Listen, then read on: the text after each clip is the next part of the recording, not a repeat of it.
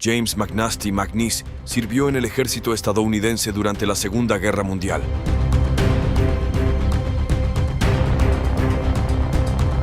Los métodos poco convencionales de McNeese le valieron el apodo de Filthy McNasty por parte de sus compañeros.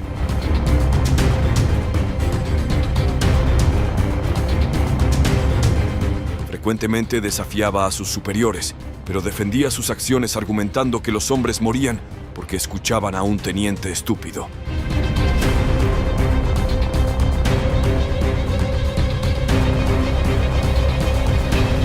Únete a nosotros mientras miramos al soldado secreto que Estados Unidos temía enviar a la guerra. Jake McNasty McNeese, el hombre detrás del caos. Jake McNeese fue un miembro de los Sucios 13, un grupo de hombres asignados al Regimiento de Infantería Paracaidista 506 de la División Aerotransportada 101 durante la Segunda Guerra Mundial.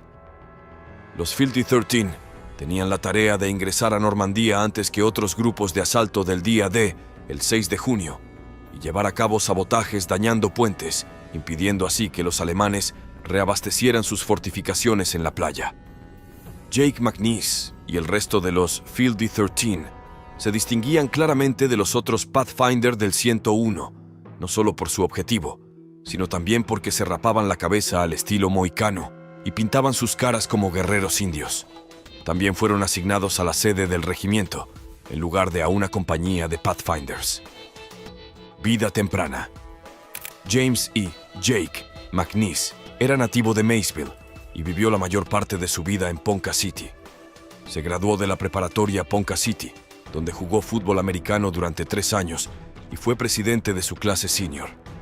En 1942 se ofreció como voluntario para el ejército y recibió entrenamiento de paracaidista, sirviendo eventualmente como Pathfinder para la legendaria División Aerotransportada 101.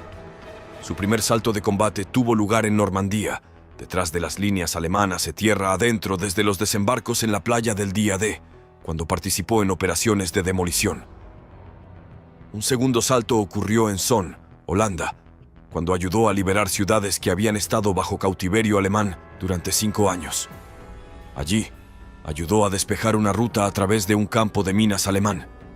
Realizó otro salto de combate en Prüm, Alemania, permitiendo el reabastecimiento aerotransportado del Tercer Ejército del general Patton. McNeese, miembro de un escuadrón voluntario de demolición suicida conocido como los Filthy 13, inspiró la película Los 12 del Patíbulo. Su carrera civil en Ponca City abarcó 26 años en la Oficina de Correos de los Estados Unidos, donde ayudó a establecer una cooperativa de crédito para empleados federales y sirvió como presidente durante varios años. Durante 10 años formó parte de la Junta de Bienestar de Ponca City, que supervisaba la agencia de ayuda de emergencia de la ciudad. Con frecuencia hablaba ante grupos escolares, clubes de servicio, organizaciones de veteranos y otros grupos sobre sus aventuras como paracaidista durante la Segunda Guerra Mundial. Carrera militar. En nuestra miniatura podemos ver a Jake McNasty McNeese con su equipo de batalla, y debo decir que es impresionante. Imagínate encontrarte cara a cara con un guerrero así. Es suficiente para desalentar a cualquier enemigo. McNeese se alistó en el servicio militar el 1 de septiembre de 1942. Fue asignado a la unidad de sabotaje y demolición del Regimiento de Infantería Paracaidista 506. Esta sección se conoció como los Filthy 13 y fue liderada inicialmente por el teniente Charles Mellon, quien fue asesinado en acción el 6 de junio de 1944 durante la invasión de Normandía. Después de la muerte de Mellon, el soldado McNeese lideró la unidad. La desobediencia deliberada y el desprecio de McNeese durante el entrenamiento evitaron que fuera ascendido más allá de soldado, cuando la mayoría de los paracaidistas eran promovidos a soldado de primera clase después de 30 días. McNeese serviría como sargento de sección y sargento primero en numerosas operaciones. Su sargento primero y comandantes de compañía lo reconocían como el hombre en el que el regimiento podía confiar en la guerra. Sus aventuras están documentadas en sus libros Los Filthy 13, Luchando con los Filthy 13 y Warpaint. Los Filthy 13 saltan a Normandía. McNeese realizó 4 saltos de combate durante la Segunda Guerra Mundial, el primero de los cuales ocurrió durante la invasión de Normandía en 1944. En el mismo año, participó en la Operación Market Garden en los Países Bajos, que fue retratada en la novela Un puente demasiado lejos, y el sitio de Bastogne, parte de la más amplia Batalla de las Ardenas. Sirvió como sargento de pelotón de demolición mientras luchaba en los Países Bajos. Se ofreció como voluntario para el entrenamiento de Pathfinder, esperando pasar el resto de la guerra entrenando en Inglaterra, pero su escuadrón de Pathfinders fue llamado a saltar en Bastogne y guiar los lanzamientos de suministros. Su último salto fue en 1945, cerca de Prüm, Alemania. En reconocimiento a sus talentos de liderazgo naturales, fue nombrado sargento primero interino de la Compañía de Cuartel General, Regimiento de Infantería Paracaidista 506 al final de la guerra. McNeice fue expulsado del servicio en febrero de 1946 después de una pelea final con los MP. El nacimiento de los Dirty Five. Durante más de un siglo, la cultura popular se ha centrado en la Primera Guerra Mundial. Sam Jefferson, un cantante y compositor, se inspiró para hacer música sobre la lucha después de ver una fotografía de su bisabuelo Jim Marshall durante su servicio militar. La canción de Sam, Los Dirty Five, se basa en las experiencias de Jim y su batallón de amigos de Barnsley, especialmente su participación en la batalla del Somme. Después del entrenamiento, los 5 muchachos se unieron al batallón de amigos de Barnsley. Lucharon juntos hasta 1916, cuando participaron en uno de los conflictos más brutales de la historia militar, la batalla del Somme. Jim Marshall nació el 10 de junio de 1894 y su nieto nació el 6 de julio de 1994. Sin embargo, hace unos meses finalmente se dio cuenta de que estaban casi exactamente 100 años de diferencia. Aún le sorprende que Jim y sus amigos estuvieran luchando en las trincheras al mismo tiempo. Estos serían sus últimos días juntos. Jim le contó a su nieto que después de ser obligados a retirarse de las líneas del frente, él y sus 4 amigos resultaron heridos por un bombardeo de mortero alemán. Un muchacho fue muerto rápidamente, mientras que los otros 2 nunca fueron encontrados. El nacimiento del paracaidista legendario. Theodor Hermann Wachenheimer fue un soldado estadounidense. En tan solo 3 años, se hizo famoso como uno de los exploradores de reconocimiento más audaces de la guerra. Martha Gellhorn entabló amistad con el paracaidista legendario, también conocido como el General G.I. El soldado Wachenheimer tenía una habilidad excepcional para la batalla, pero también era un pacificador. Afirmaba que estaba en contra de cualquier conflicto y no podía odiar a nadie. El teniente general James M. Gavin, quien era muy respetado por sus compañeros combatientes y recordado por altos funcionarios del ejército de los Estados Unidos, una vez comentó sobre él que su valentía era, sin lugar a dudas, de un orden excepcionalmente alto. Wachenheimer se destacó más por los riesgos que tomaba con su enfoque audaz que por la valentía en sí misma. Decidió completar la misión que había comenzado, independientemente del sacrificio. Wachenheimer, uno de los personajes más destacados de la división, murió a la edad de 21 años. Después de ser capturado por soldados alemanes y encarcelado en un campo de prisioneros de guerra, el valiente Wachenheimer escapó de su vagón de carga por la noche con otros 3 soldados aliados. Esperaron a Wachenheimer a lo largo de las líneas, pero él no apareció y probablemente saltó más al norte entre Harderwijk y Nunspeet. Wachenheimer fue recapturado por última vez por los alemanes en algún lugar entre Nijkerk y el pueblo de Tijharde, probablemente para restablecer la comunicación con su grupo de resistencia. Según informes locales, un camión de la Wehrmacht se detuvo a lo largo del Eper en Tijhard, frente a la casa de la familia de Lange, cuando se escucharon 3 disparos. Más tarde esa mañana, el comandante alemán de una base militar vecina ordenó al municipio local que recuperara el cuerpo de Wachenheimer de la base. Su cuerpo tenía 2 heridas de bala, una en el cuello y otra en la parte posterior de la cabeza, ambas consideradas mortales. El cuerpo de Wachenheimer tenía algunos objetos, incluyendo documentos personales, chapas de identificación, tirantes, su anillo de bodas de oro y un anillo de plata grabado con el mensaje «Amo a Holanda». Una piedra conmemorativa marca el lugar donde probablemente fue disparado. Sin embargo, No se conocen informes verificables de testigos presenciales por nombre, y la pregunta significativa persiste sobre los momentos específicos y las motivaciones que llevaron a la muerte de Wackenheimer. El nacimiento de los Filthy 13. La primera sección de demolición de la compañía de cuartel general del Regimiento de Infantería Paracaidista 506, División Aerotransportada 101 del Ejército de los Estados Unidos, conocida como los Filthy 13, participó en la campaña europea durante la Segunda Guerra Mundial.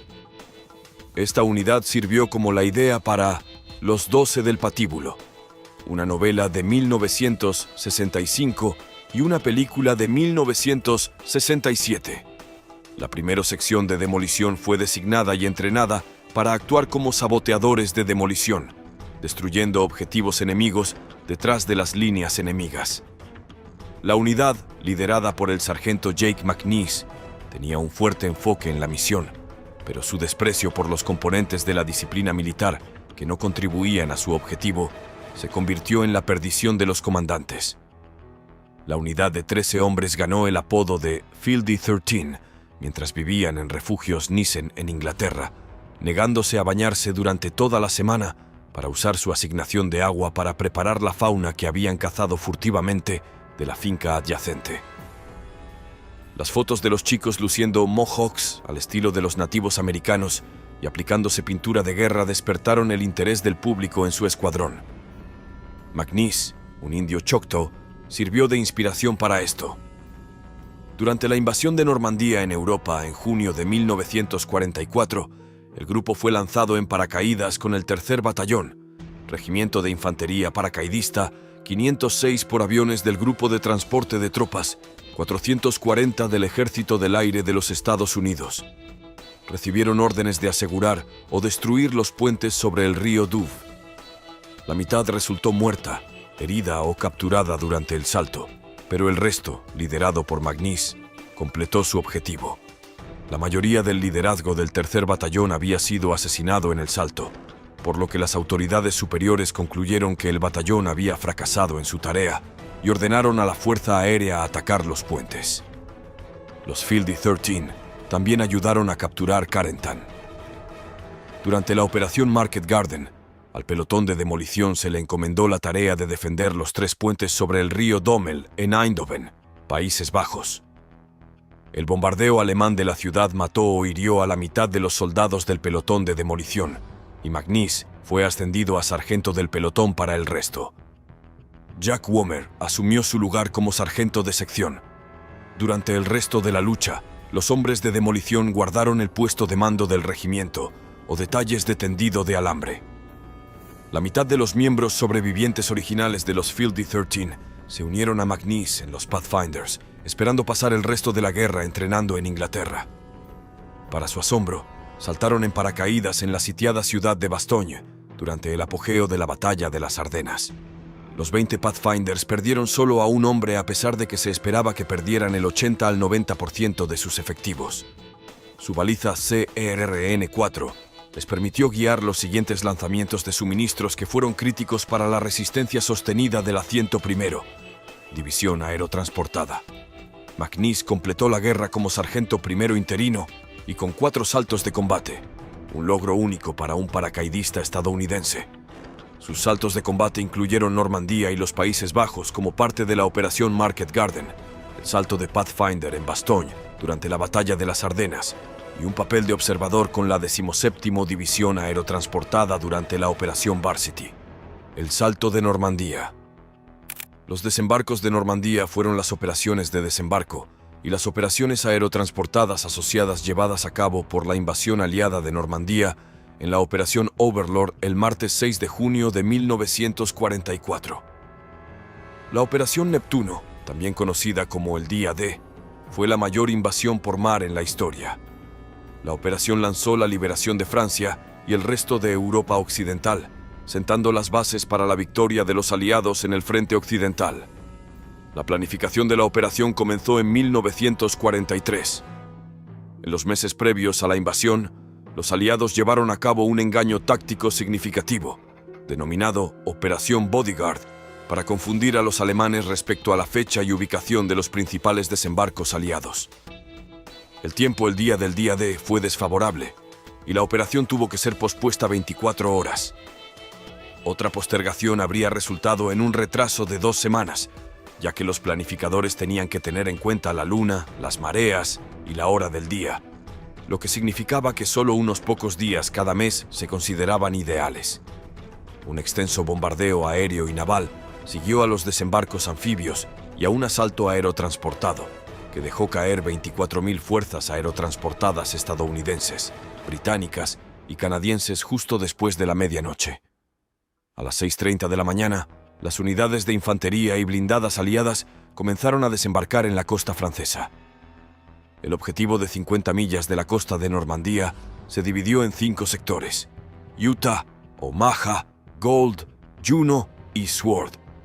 Los fuertes vientos desviaron las embarcaciones de desembarco al este de sus ubicaciones previstas, especialmente en Utah y Omaha.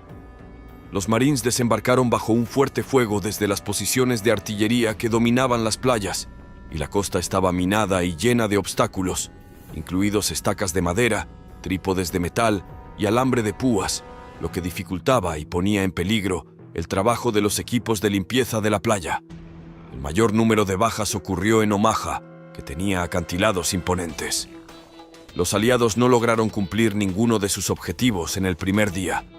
Carentan, Saint-Lô y Bayeux permanecieron bajo control alemán, y Caen, un objetivo crucial, no fue capturado hasta el 21 de julio. Solo 2 playas, Juno y Gold, estaban conectadas el primer día, y todas las 5 cabezas de playa no estaban conectadas hasta el 12 de junio. Sin embargo, la operación logró establecerse, y los aliados la expandieron progresivamente en los siguientes meses. Se estima que las bajas alemanas el día D fueron entre 4.000 y 9.000 tropas. Se estima que las bajas aliadas fueron al menos 10.000, con 4.414 muertes verificadas. El Ranger Solitario. El Ranger Solitario es un ficticio ex-Ranger de Texas enmascarado que luchaba contra forajidos en el viejo oeste estadounidense junto a su compañero nativo americano Tonto. El personaje ha sido descrito como un ícono perdurable de la cultura estadounidense. Durante la Guerra Fría, la historia de creación de la nación, de pioneros estableciendo la frontera occidental a través del duro trabajo y la ambición individual, fue utilizada al servicio nacional para proporcionar una narrativa de la Guerra Fría, explicando la participación de Estados Unidos en nuevos frentes en naciones del tercer mundo. Los niños recibieron este concepto principalmente a través de la cultura popular temática del oeste. Los cómics del Ranger Solitario enfatizaban que la juventud estadounidense debía desempeñar un papel aceptable para la nación y para sí mismos como futuros líderes en una competencia global. El Ranger Solitario retrató para los jóvenes espectadores tanto en Estados Unidos como en naciones coloniales la posición legítima de Estados Unidos de posguerra como civilizador y salvador, en lugar de conquistador o colonizador, en una relación de supremacía benevolente. El gobierno federal y Hollywood utilizaron esta narrativa nacional para persuadir a los jóvenes estadounidenses a apoyar y luchar en la Guerra Fría. Jack Womer. Jack Knights Womer fue un renombrado veterano estadounidense de la Segunda Guerra Mundial y miembro de los Filthy 13, más conocido por sus hazañas durante la guerra. Womer sirvió con el 29º Batallón de Rangers, la 101ª División Aerotransportada y el 506º Regimiento de Infantería Paracaidista. A lo largo de su tiempo en la 101ª División Aerotransportada, Womer fue asignado al pelotón de demoliciones de la Compañía de Cuartel General del Regimiento de Infantería Paracaidista 506, que oficialmente era conocido como la primera sección de demoliciones y apodado los Filthy 13. Womer era conocido por su astucia en la batalla, la cual atribuía a su duro entrenamiento por parte de los comandos británicos mientras servía en el 29º Batallón de Rangers. Nunca resultó herido en combate. Womer fue miembro de los Filthy 13, quienes saltaron en paracaídas en Normandía, Francia, el 6 de junio de 1944, como parte de la invasión de Normandía.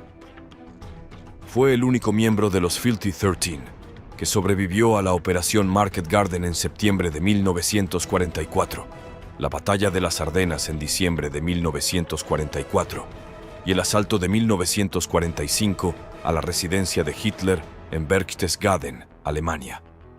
Wömer, el último miembro sobreviviente de los Field 13 originales, falleció el 28 de diciembre de 2013. Operación Market Garden. La Operación Market Garden fue una operación militar aliada de la Segunda Guerra Mundial que tuvo lugar en los Países Bajos ocupados por los alemanes del 17 al 25 de septiembre de 1944. Su objetivo era abrir un saliente de 64 millas en territorio alemán con una cabeza de puente sobre el río Rin inferior, estableciendo una ruta de asalto aliada hacia el norte de Alemania. Esto se lograría a través de dos suboperaciones: tomar 9 puentes con fuerzas aerotransportadas combinadas de Estados Unidos y Gran Bretaña, seguidas por las fuerzas terrestres británicas que se movían rápidamente a través de los puentes.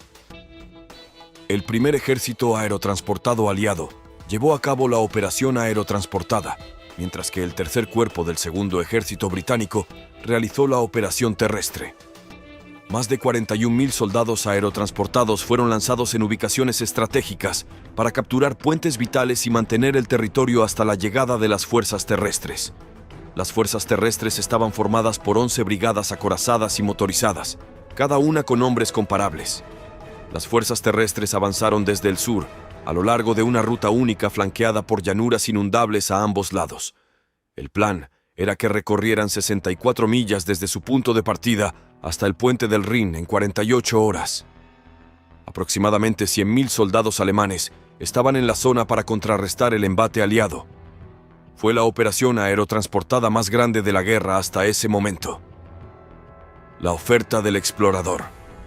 Los 12 del patíbulo fue un éxito de Hollywood, pero se basó parcialmente en un regimiento de paracaidistas de la Segunda Guerra Mundial en la vida real. Jake McNish lideró el grupo, cuyas actividades inspiraron la película de 1967 y les valieron el apodo de Los 13 Sucios. McNish murió a la edad de 93 años. Mientras que la película tomó libertades con Los 13 Sucios, el verdadero McNish era tan colorido como el mayor John Reisman, interpretado por Lee Marvin.